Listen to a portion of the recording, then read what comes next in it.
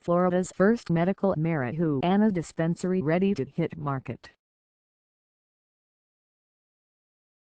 Follow CBSMIAM by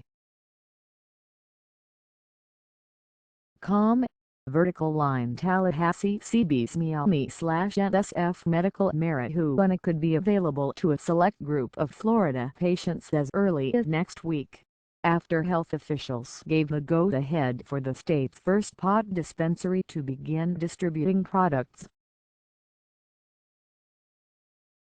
The Northwest Florida operation, known as Truly a Vape, is one of 6 dispensing organizations licensed by the State Department of Health to grow, process and distribute pot that purportedly does not get users high but is believed to alleviate life-threatening seizures. Wednesday's authorization for Truly a Vape to begin selling products was the first issued by the Department of Health. The low-thc cannabis, first authorized in 2014, will be available to patients with chronic muscle spasms, cancer or severe forms of epilepsy. Although Truly a Vape is the first to get its products to market, the operation may not be too busy once it opens its doors next week, at least for a while. Only 15 doctors have signed up to order the low-thc products, and no patients are yet registered on a statewide database of Floridians who are eligible for the treatment.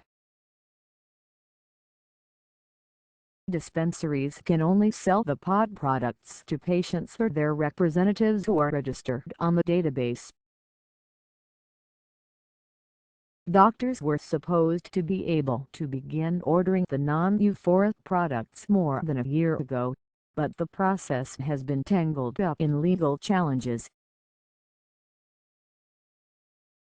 We are happy to announce that we have passed all inspections, from growing and processing to dispensing, and are the very first medical cannabis provider in the state to receive these formal authorizations.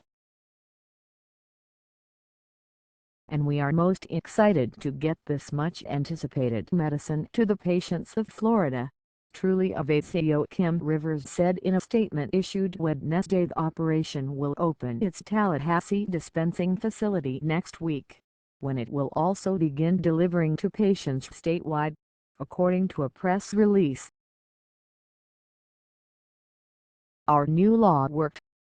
Promise made, promise kept, Senator Rob Bradley, a Fleming Island Republican who was instrumental in passage of the 2014 law, said Wednesday on Twitter.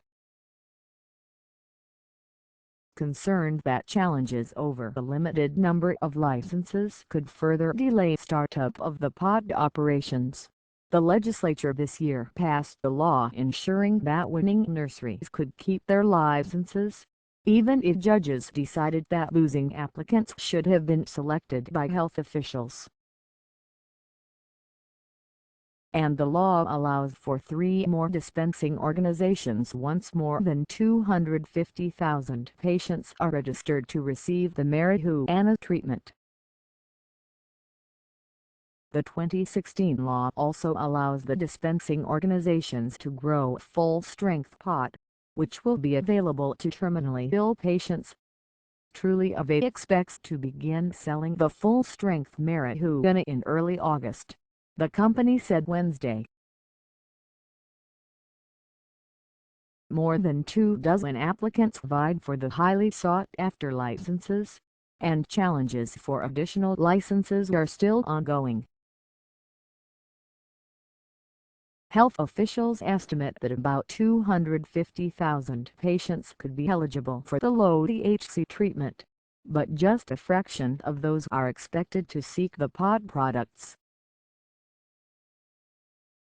State Office of Compassionate Use Director Christian Bax testified last week that health officials do not have projections for how many patients might be eligible for full-strength marijuana, but that number is expected to be much smaller.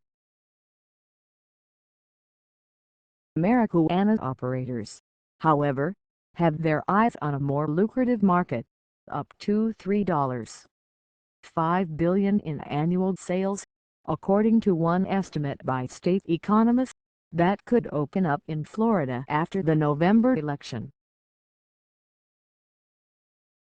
Voters will decide whether Florida should legalize full-strength marijuana for a variety of medical ailments, including Parkinson's disease, glaucoma, HIV, AIDS and post-traumatic stress disorder.